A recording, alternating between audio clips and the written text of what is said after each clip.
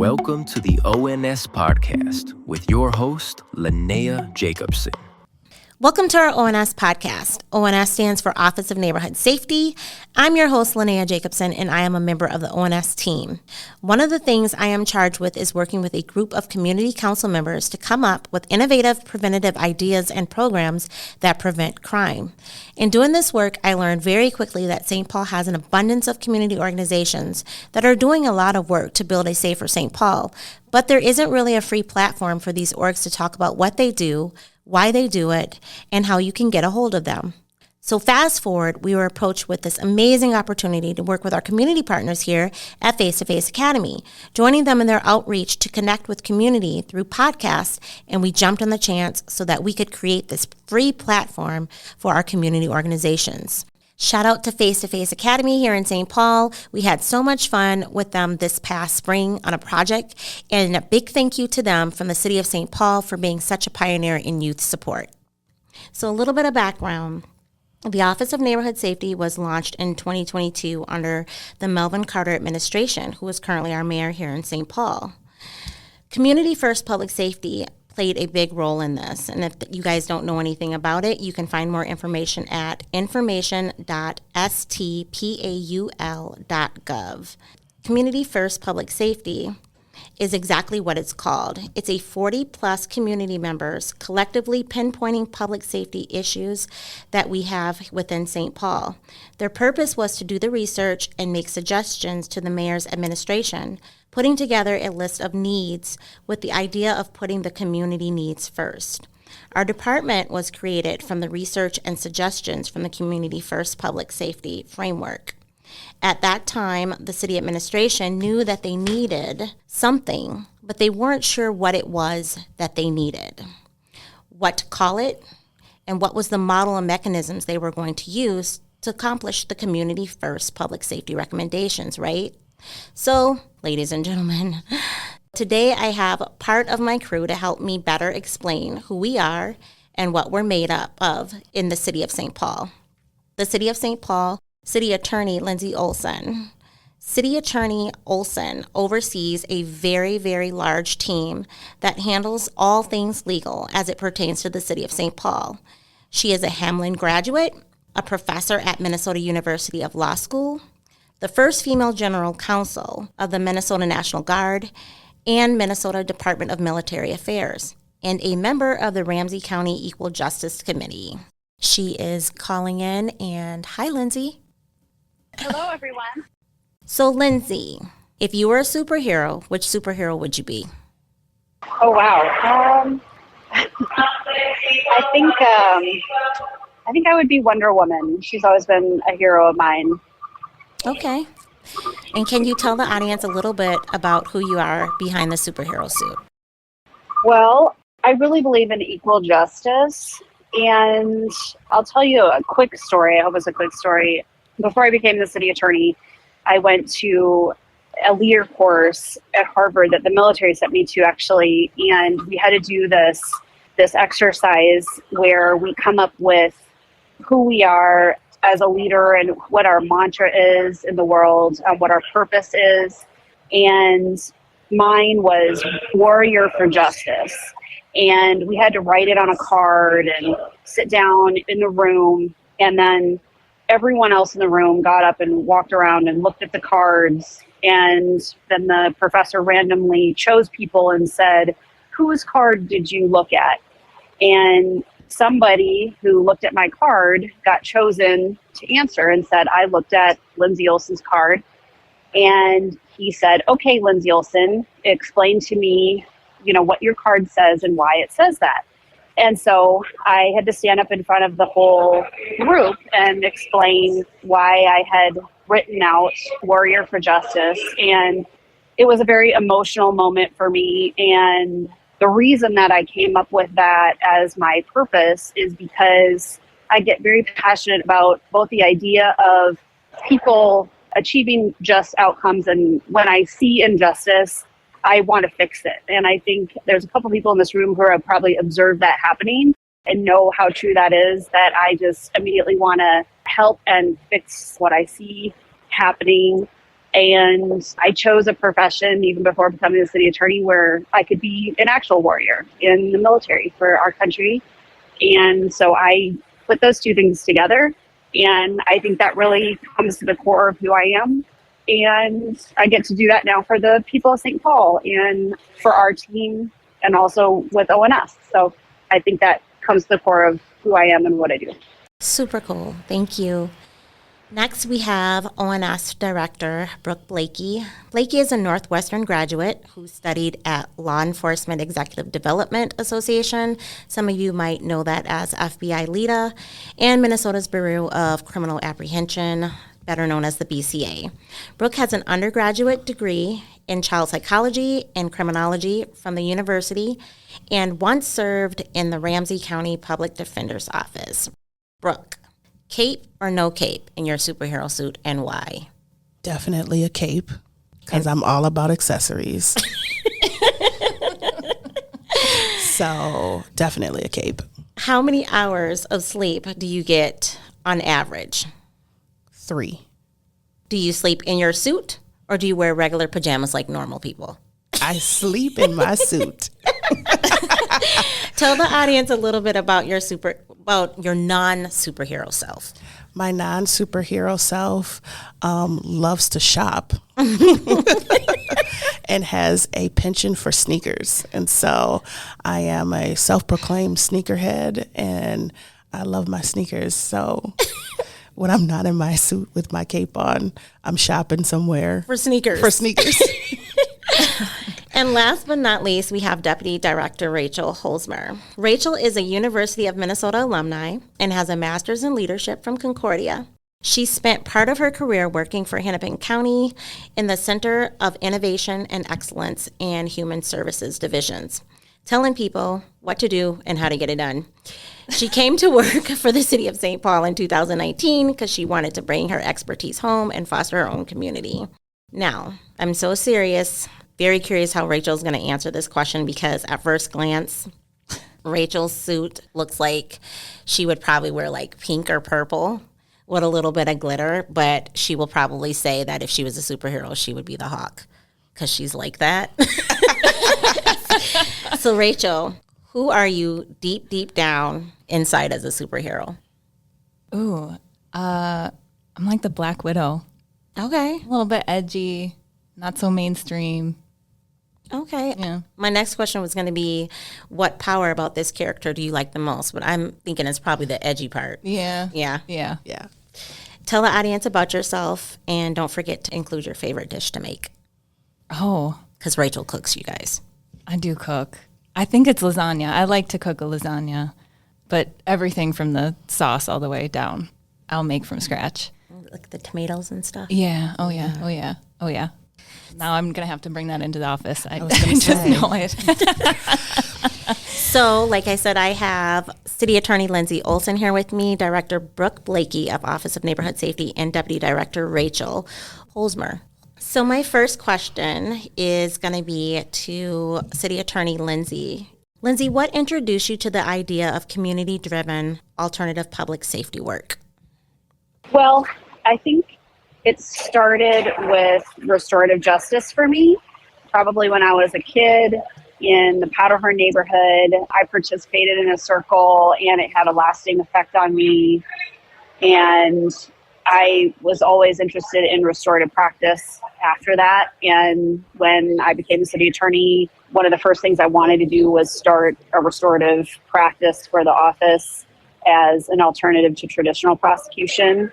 And that practice has a real connection with community and with restoring the individual to community and repairing harm by working with community and restoring that harm and connecting in with community.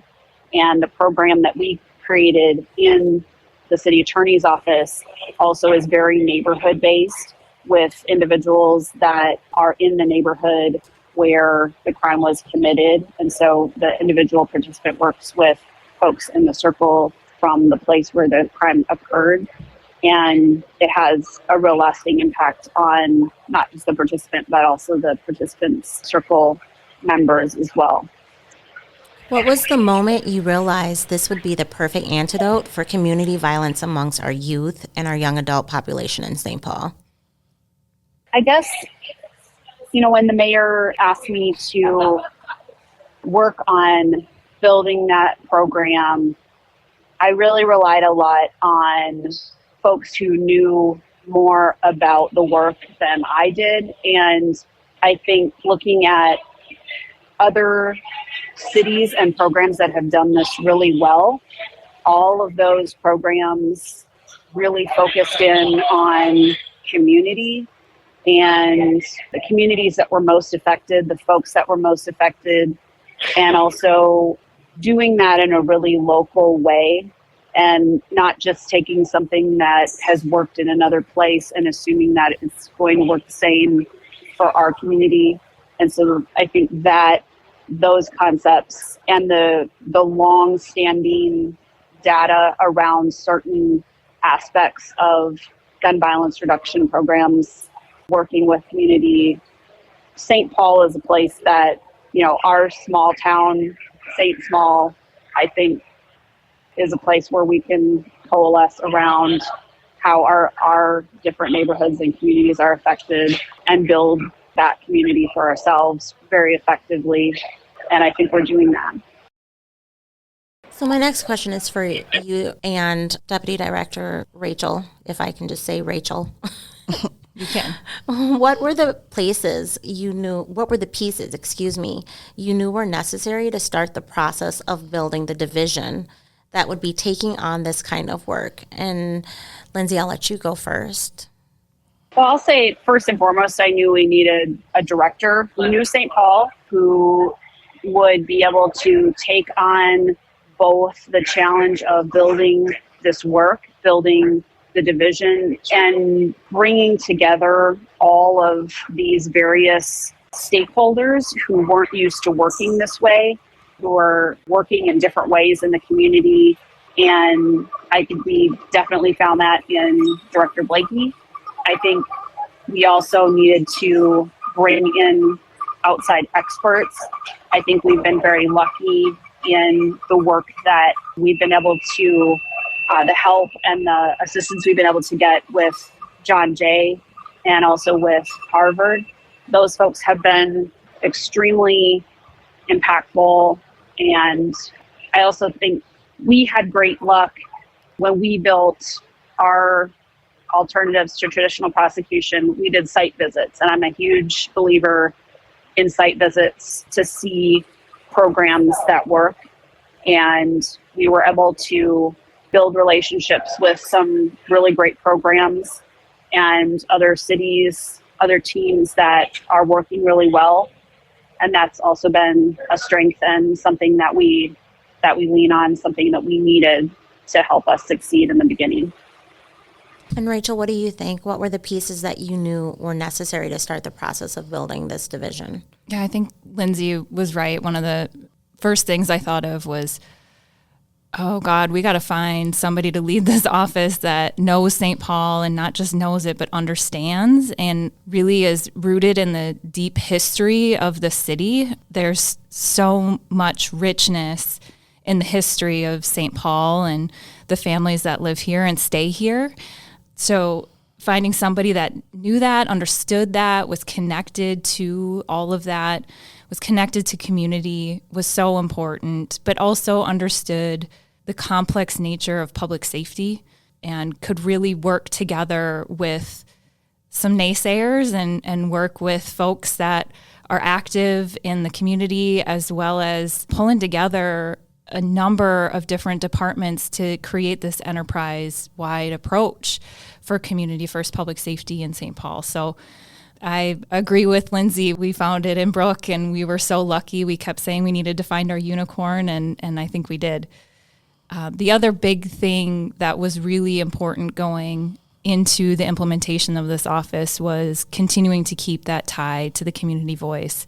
The office was a mandate from our community out of the Community First Public Safety Commission, that 48-member commission that met for a number of months to talk about alternative responses to lower-level police calls. And they said, we want you to do a lot of things different, and we want you to create an office that's going to head up a lot of that work.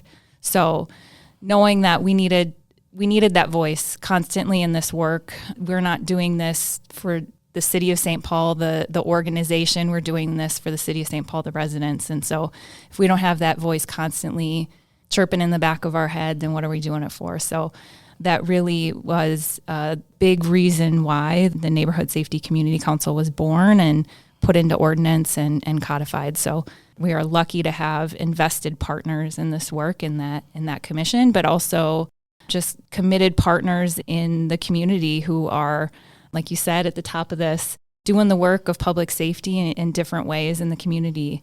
So those were big deals for us. Rachel, did you anticipate any challenges? And if so, what were they? And did you think the City of St. Paul would be able to navigate and adapt to change? Yeah, I really didn't. Going into the hiring process for the director, I was like, good Lord, who is this person? Where is this needle in that haystack? And does she come with a cape? Yeah, exactly. And a set of shoes. That just felt like it was going to be a huge challenge for us. And we were absolutely ready to have to extend our search process, thinking that maybe this first round of the search process is not going to get us what we need and we'd have to look harder. But lo and behold, she showed up. So that I thought that was going to be a big challenge, and it was actually less of one than I anticipated, at least. The other thing that was going on within the city was that we had a police chief retiring at that time, and a huge search going on for our new police chief in St. Paul. And that partnership with the police department is so huge in everything we do. And not knowing who was going to lead that department was a little anxiety inducing. And it turned into a really great opportunity for us because Brooke was already hired at that point. She got to help with that search. So she almost got to really help choose who her partner in this work was. And I think we were really lucky with Chief Axel Henry being chosen into that job because he's such a great partner. And that, I think, trickles down into all the way to the street officers that we work with. They are so excited about this work, and knowing that we have such great partnership with them in what we're doing, I think is also just fundamental to the success that we're already seeing. Shout out to Chief Henry. Yep. Brooke, when they found you, what did you envision for the Office of Neighborhood Safety when you first took on the role?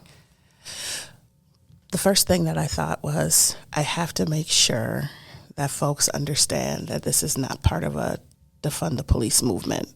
I think that was the very first thing that I was like, I got to make sure that community understands that there's a purpose, and the purpose is not to defund the police, and that this is our opportunity to reshape what non-traditional public safety looks like. And so coming from that public safety world and now looking at it from a different lens, it was super important that was the first thing that I thought about, and then how to build from there. And when you came on to help build the new division, what were the issues you knew you need to tackle first, aside from making sure we rebuild relationships with the police department? I tell everybody the first thing that I thought was, I'm going to have to really work hard with the police department because they're like, mm-mm. And that wasn't the biggest hurdle. I think the biggest hurdle was having community understand that it takes time. Mm-hmm. And I knew the urgency and the need to get moving, but it was really trying to sell them on everything takes time. We haven't done a spectacular job because you'll always hear me say, I'm flying the plane as we build it. So we took some time, but we did launch really fast in the sense of there was a need of urgency to let the community know that we were serious about what they had said, and they had been saying it for many, many years. And so this was the opportunity to make sure that we were getting stuff done that they asked for. So I think that was one of the biggest challenges. Tell us what the Office of Neighborhood Safety encompasses and what specifically are the subdivisions we're charged with working with. It's a lot, so I'll try to talk slow because I generally am accustomed to like rattling it off super fast. So the Office of Neighborhood Safety really is looking at community-driven, non-traditional public safety. And people say, what is that? My easiest way to say is that we work on things that the traditional first responders encounter that they're not necessarily trained to do, nor was it their intention when we were developing traditional public safety years ago.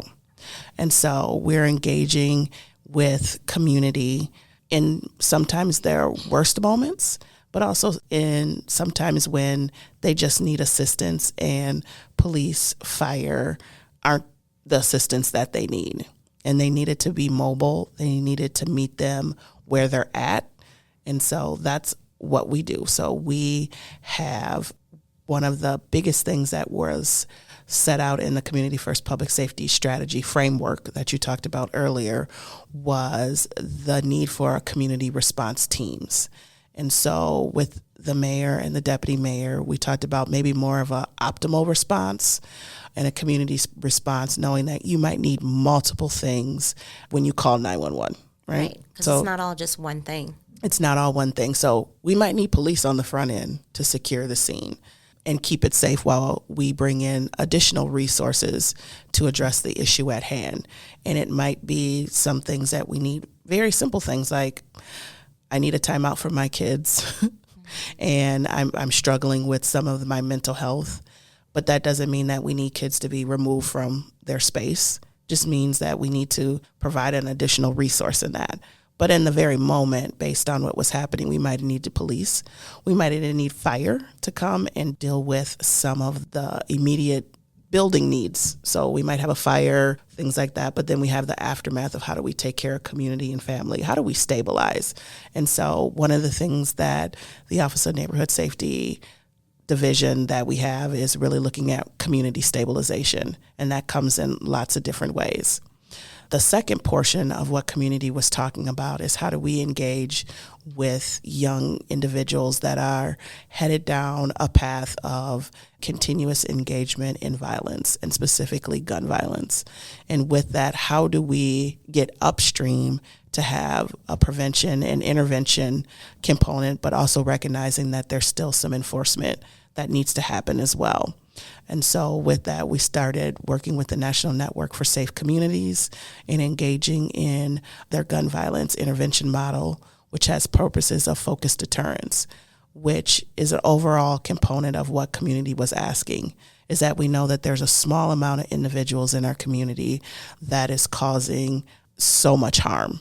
And if we focus on those individuals instead of being a blanket approach, which causes more harm to the community because we are policing the whole community that is not necessarily engaged in that behavior, but working with the focused deterrence and the GVI model is really being surgical about those individuals and basing why we engage with them on the data that we're receiving from law enforcement, which is part of that traditional piece, but then providing a non-traditional approach to that traditional information that we give. So bringing in life coaches and some of those smaller little things to really engage with those individuals, working closely with probation, schools, and human services to wrap around the whole family. Because what we have found is that there's obviously multiple issues that are occurring that are causing individuals to resort to violence, and especially gun violence. And so it was an opportunity to really be focused. And so we have Project Peace that does that focused deterrence work. And it is partnership with the Aspire unit with St. Paul Police Department. And it's also bridging that gap because we have officers who in their normal course of work are engaging with some of these families who are saying this family needs more than just this enforcement piece. And so with that, they give us referrals, we engage with the family, and we start those wraparound services and saying that we want to keep you safe, alive, and free, and we want to change your behavior, but recognize that if you're not interested in staying safe, alive, and free, that we have other mechanisms that can be employed, but that's at the last resort. And then we have our more different responses to traditional response that fire and police would for individuals that are experiencing mental health or substance use work. And so we have our CARES team, which is EMTs and eventually some type of behavioral specialists that will respond to low acuity calls within the community to really address individuals that are suffering from mental health crisis or substance use, but also need that medical intervention in the beginning before we can start down the road of other service providers being able to engage with individuals to take them down that journey of self-care. We're also in the process of redefining our COAST team, which was a community stabilization team that had social workers that worked with the police department. It was initially, in its formation years, looked to be a embedded response. As we're looking at how do we reframe our optimal response teams, we're looking and working with Canopy Roots, which is behavioral response. What does that look like? How do we modify what we've seen? And how do we make sure that we are continuously growing based on the data that we're receiving and engaging with our residents in a way that's more meaningful and purposeful? So those are the divisions that we have in ONS. So, folks, just to recap, Office of Neighborhood Safety does community stabilization. We work on individuals for self-care, substance abuse, mental health. We have a Project Peace that works to bridge the gap. Human services, life coaches, probation. We work on gun violence intervention, youth engagement. And we also partner with the police department and our fire and EMTs. Rachel, do you have anything to add? I sure do. We forgot all about the NFCC. Oh. Yes. So the Neighborhood Safety Community Council plays like a really big role for us. It's a appointed commission by the mayor, and applications are always open. So please go online and apply to be part of the NSCC. Yes, and work with them that. and work with Lynnaia. I was going to say, on top of that, it's led by the wonderful Lynnaia Jacobsen. Absolutely. But they do grant making. Right now you're in the process of micro grants and doing a lot of contract work with that. But micro grants into the community that for organizations that are working in the space of public safety and alternatives to traditional law enforcement and community stabilization work.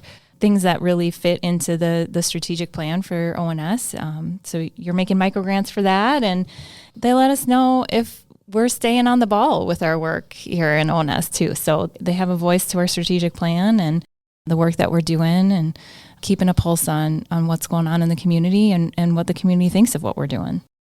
Thanks, Rachel. Sometimes I forget about myself. So let's see if we still have Lyndsey.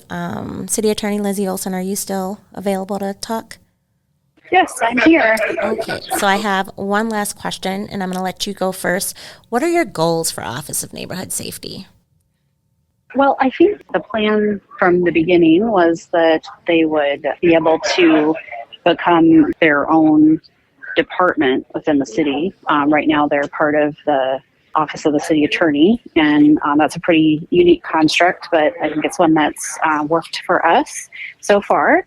But I think, I've viewed my role as being able to support the buildup, and with the idea that, the department will succeed on its own at some point when it's staffed appropriately and funded appropriately. And I think long term, this work is really important for the city, and gun violence is something for our country that I think we'll always struggle with. And the Office of Neighborhood Safety is about more than gun violence reduction, but gun violence reduction is central to public safety for our community, and something that I feel like I've had to say in many spaces, and I think all of us should be saying, is that when gun violence goes up, that our program needs more support. We need more staffing. We need more resources.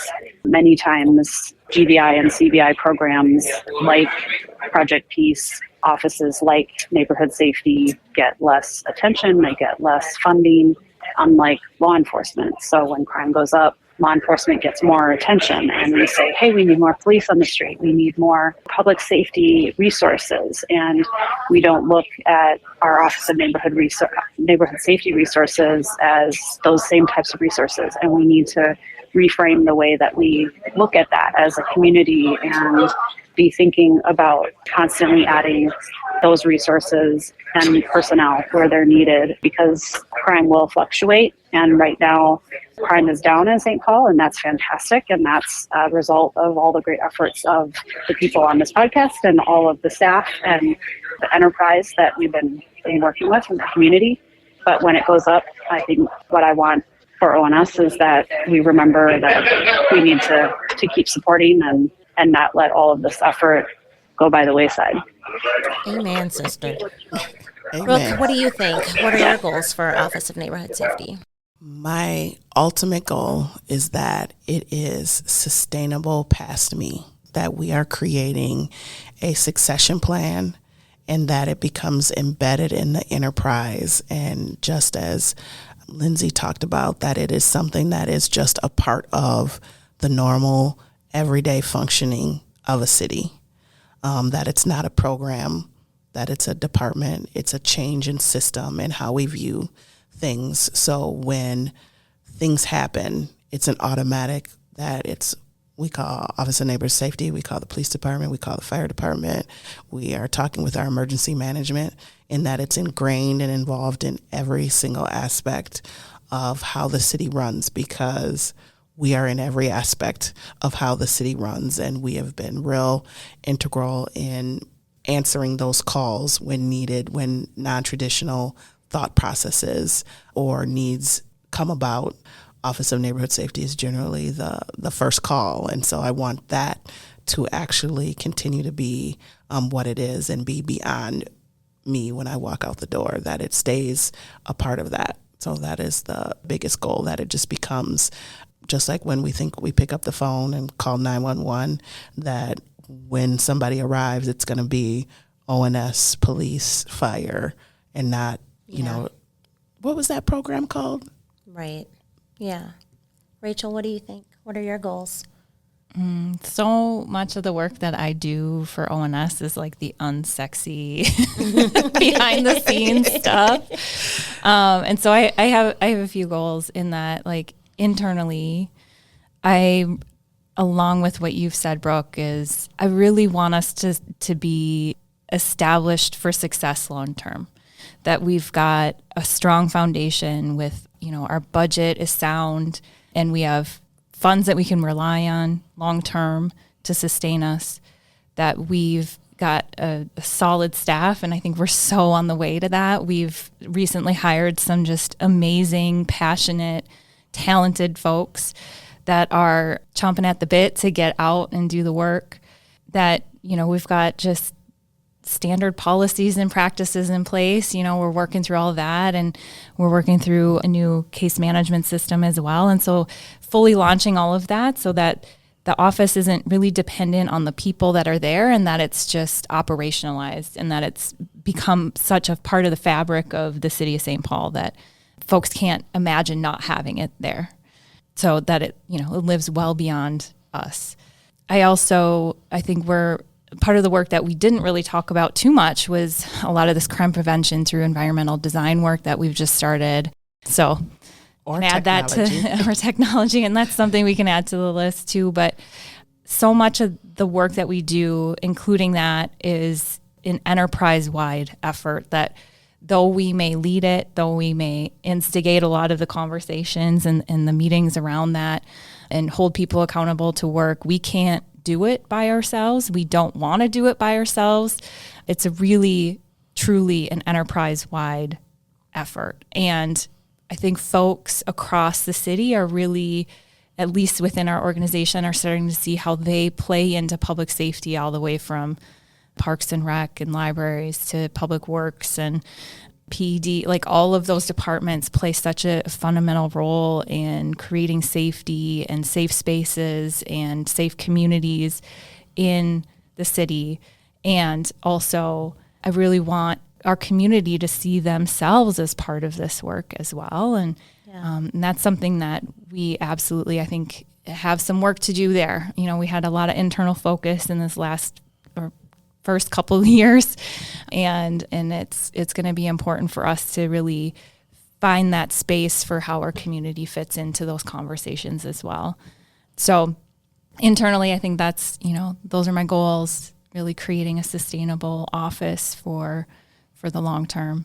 And externally, I want St. Paul to be the choice for families to grow, because they know that their kids are going to grow up in a supportive community that values them, that values their learning, that values their safety, and that folks feel safe and they see safe happening throughout their communities. And so often they're just pockets in St. Paul that don't feel it, they don't see it, and it really, as we've seen in some of the work that we've done, has drastically changed how some kids grow up in St. Paul versus other kids. And it needs to be equitable and equal across the board, that every kid in St. Paul is going to grow up safe. Lynnaia, you didn't get to go. We want to hear from you. What are your goals for ONS? I think one of my goals is I'm hoping that the Office of Neighborhood Safety can change the culture. You know what I mean? Like, I want the fact that we're trying to rebuild relationships and we're working with so many different divisions within the city of St. Paul. And I want people to see that, and I want people to trust that, and for that mechanism to see that mechanism is working, and then for our youth to start feeling that and embracing that and changing how they look at life and how they go about their day-to-days and how they aspire to have things beyond just tomorrow, and that they realize whatever's happening in this present moment isn't going to last forever, so that they can just wake up, forget about it, move on and move forward and build something for themselves. And I think that's one of my goals in working in all of this preventative stuff, is to just let's change the culture for the better. So there you have it, folks. Thank you for tuning in and for your support. We're really excited about this project and being able to connect with you on alternative public safety matters programs and your local growth and healing opportunities.